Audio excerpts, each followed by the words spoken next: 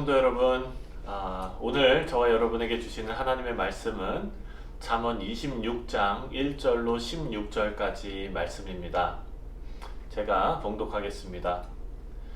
미련한 자에게는 영예가 여름에 오는 눈이나 추수 때에 내리는 비처럼 적합하지 않다.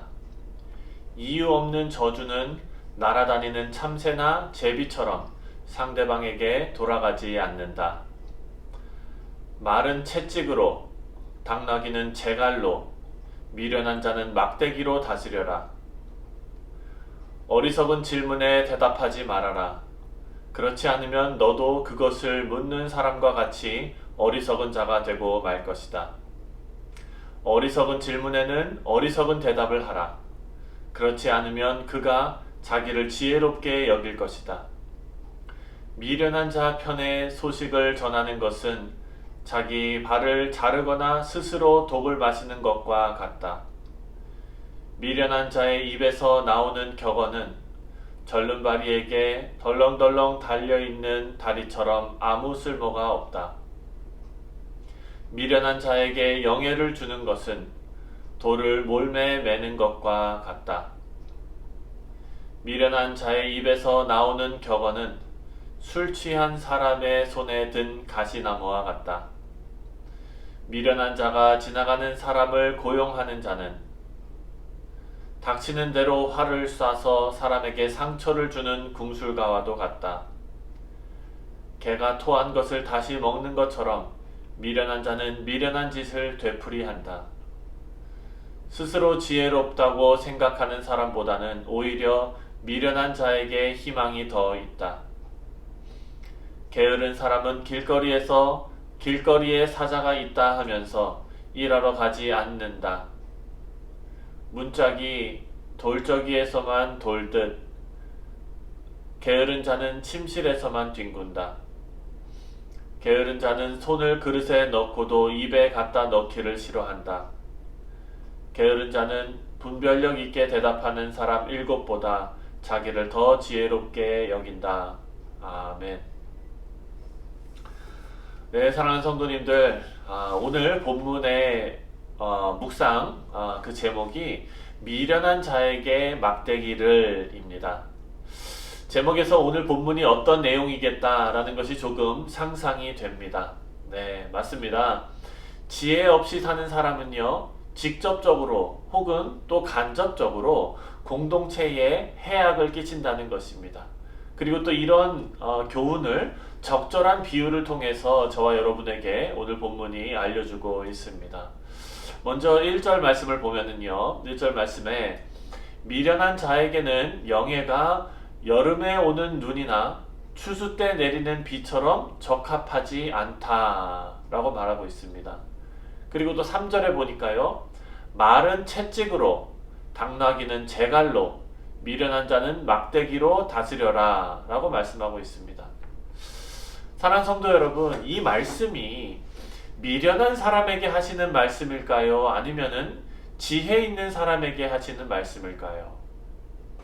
여러분, 말씀대로라면 미련한 사람은 그냥 막대기로 다스리면 됩니다. 굳이 이런 말씀 적어 놓는 이유가 뭘지 한번 생각해 봤으면 좋겠습니다. 그 이유는 지혜 있는 자들에게 미련한 자가 되지 말라고 경고하시는 그런 경고의 말씀으로 우리가 받을 수 있을 것 같습니다. 다시 말해서 오늘날 교회에 적용해 본다면 직분자들에게 하시는 말씀으로 받을 수가 있을 것 같습니다. 미련한 자에게 영예가 어울리지 않는다라고 거듭해서 말씀하시고 있기 때문입니다. 여러분, 직분을 맡은 자가 지혜를 버리고 자기 생각대로 혹은 세상의 생각대로 교회 안에서 사역을 한다면 공동체 안에 해를 끼친다는 말씀으로 우리가 이해할 수도 있습니다. 여러분, 그 해악은요, 여름에 눈이 오는 것처럼 또 추수 때 비가 오는 것 같다라고 말씀하고 있습니다. 여러분, 여름에 눈이 오면 재앙입니다. 네, 추수 때 비가 와도 재앙입니다. 우리가 직분자들을 위해서 기도해야 하는 이유가 바로 이것입니다.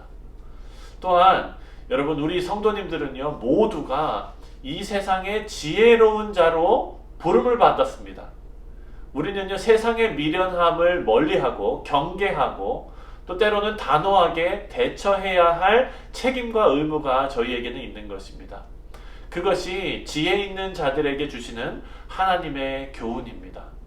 사랑하는 성도 여러분, 이 세상에서 빛의 역할을 감당하시고 또 소금의 역할을 지혜롭게 잘 감당하시기를 주님의 이름으로 축원드립니다. 4절과 5절 말씀입니다.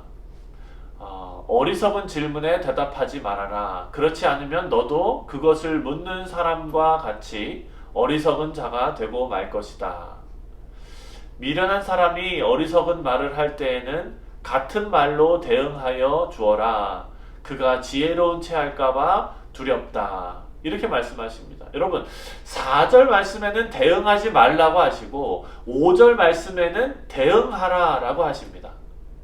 이거 뭐 하라는 건지 말라는 건지 헷갈릴 수 있을 것 같습니다. 여러분, 이럴 때는요, 우리는 이 상황이 어떤 상황인지 파악할 수 있는 그런 센스가 저와 여러분에게 있어야 할 줄 믿습니다. 어떤 사람이 감정적으로 속상해서 막 화를 내면서 뭐 예를 들어 예수 믿고 나서 되는 게 하나도 없다고 그냥 이렇게 썽을 내는 경우에 우리는 4절 말씀을 적용해 볼 수가 있습니다. 이렇게 화를 낼 정도면은요, 이분은 단단히 오해가 있거나 혹은 삶이 너무 힘든 상태일 것입니다. 이런 분에게 하나님 그런 분 아니야, 나중에 다 잘 될 거야, 여러분, 이런 말은요 소용이 없습니다. 또 그렇게 말씀하시면 안 됩니다. 나중에 상황이 더 안 좋아질 수도 있습니다. 여러분, 욥이 당한 것처럼 상황이 갈수록 더 힘들어질 수도 있기 때문입니다. 그래서 여러분, 그때는 4절 말씀처럼 대응하지 않는 것입니다. 혹시 교회와 믿는 사람들에 대한 불만으로 가득 차서 감정적으로 말을 쏟아놓는 경우에는요, 우리가 4절 말씀처럼 대응하지 말아야 됩니다. 그 말에 자꾸 대꾸하다 보면 그 불만이 나에게도 스며들게 됩니다. 또 함께 나눈 대화 가운데 그래, 이건 이 사람이 맞는 것 같은데, 이 사람 말이 맞는 것 같은데, 야, 이런 건 나도 화난다, 이걸 어떻게 해야 되지? 막 이런 식으로 우리 자신도, 듣고 있는 우리 자신도 그 말씀에 자꾸 따라가게 되는 것을 발견하게 됩니다. 여러분, 이런 마음이 들면은요, 또 그 마음을 쏟아놓은 다른 사람들을 찾아서 또 그 감정을 쏟아놓게 됩니다. 그래서 여러분, 여기에서 듣고 그것 때문에 내 감정이 격해져서 다른 사람에게 또 그 감정을 쏟아놓고, 또 그 사람은 그 감정을 다른 사람에게 쏟아놓고, 이런 어떤 악순환의 결과를 낳게 되는 것입니다. 그래서 여러분, 이것이 우리가 경계해야 할 어리석음입니다. 4절과 같은 상황이라면 절대 동조하지 마시되 말하는 사람을 또 무시하지도 말아야 합니다. 여러분, 그분의 생각과 감정에 동의하는 대신에 공감은 해줄 수 있습니다. 동의는 할 수 없습니다. 왜냐하면 그의 생각과 그의 감정이 하나님 말씀에 비추어 보았을 때 틀린 것이기 때문입니다. 하지만 그 감정을, 그 울분을 우리는 공감해 줄 수는 있습니다. 화가 많이 나셔서 힘드셨겠네요, 라든지 많이 속상하신 것 같네요. 네. 여러분, 여기까지만 공감을 해주어도요, 그 사람은 누군가가 자기 말을 들어주었다는 것으로 감정이 추스러질 수 있습니다. 근데 여러분, 이렇게 대응하지 않고 진짜 맞아요, 그런 건 진짜 문제인 것 같아요, 내가 생각해도 그래요, 그런데 어쩌겠어요, 우리가 참아야지. 여러분, 이런 식으로 대응을 하면은요, 그 사람이 감정적으로 쏟아놓은 지혜 없는 말을 맞는 말로 인정해버리는 꼴이 되는 것입니다. 따라서 이 경우 그분이 어떤 감정 상태인지에 대해 공감은 해주되 그분의 주장에 동의는 하면 안 되는 것입니다. 하지만 여러분, 5절의 상황은요, 이것과 다릅니다. 작정하고 공동체에 대해서 비판의 생각을 퍼뜨리는 경우가 있습니다. 여러분, 이것은요, 그냥 무대응으로 방치하면 그 생각에 동의하는 것이 됩니다. 이런 경우에는 5절에 나온 대로 미련한 사람이 어리석은 말을 할 때에는 같은 말로 대응해 주어라. 그가 지혜로운 채 할까 두렵다 라는 오늘 5절 말씀에 그 말씀으로 우리가 대응해야 합니다. 같은 말로 대응하라고 권면하고 있습니다. 여러분, 그것은요 그냥 넘어가면 그분은 자신의 생각이 맞는 걸로 착각하고 그리고 그 생각이 굳어지게 된다는 의미입니다. 이 사람이 감정적으로 격해져서 생각 없이 쏟아놓는다면 우리는요 우리를 보호하기 위해서, 나를 보호하기 위해서 피해야 합니다. 그걸 듣고 있으면 사람인지라 그 말이 우리 속에 박힙니다. 하지만 어리석은 생각을 가지고 공동체 안에서 말씀에 벗어난 그런 말을 한다면 공동체의 안전을 위해서 우리는 대응해야 합니다. 그래서 여러분, 저와 여러분은요 하나님의 지혜가 필요한 것입니다. 제가 바라고 기도하기는 우리 성도님들이 상황을 지혜롭게 분별할 수 있는 은혜가 저와 여러분에게 있으시기를 주님의 이름으로 축원드립니다. 또한 지혜의 하나님께서 옳은 말과 은혜를 끼치는 말을 저와 여러분에게 넣어주시기를 주님의 이름으로 축원합니다. 네, 다음은 9절 말씀입니다. 미련한 사람이 입에 담는 잠언은 술 취한 사람이 손에 쥐고 있는 가시나무와 같다. 여러분, 하나님의 말씀에 놀라운 거는요 그 말씀이 저와 여러분에게 깨달음을 주신다는 사실입니다. 지난 시간에도 나눴지만 우리는요 이 깨달음을 먼저 나의 신앙의 성숙을 위해서 사용해야 합니다. 그런데 본문에 나오는 미련한 사람은요 그 깨달음으로 다른 사람을 평가합니다.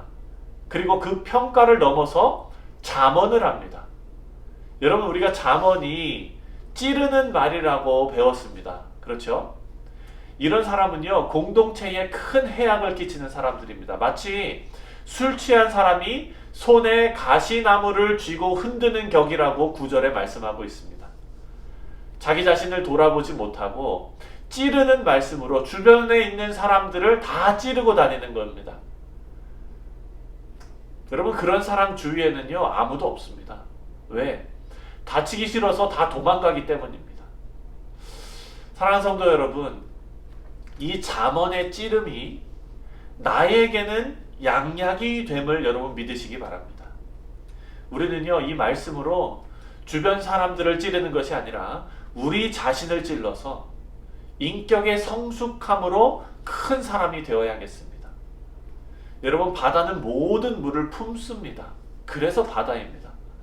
바다와 같은 여러분들 다 되시기를 주님의 이름으로 축원드립니다. 그럼 마지막으로 12절 말씀입니다. 스스로 지혜롭다고 생각하는 사람보다는 오히려 미련한 자에게 희망이 더 있다라고 말씀합니다. 성경은요 하나님께서 제일 싫어하시는 것이 바로 교만이라고 가르쳐주고 있습니다.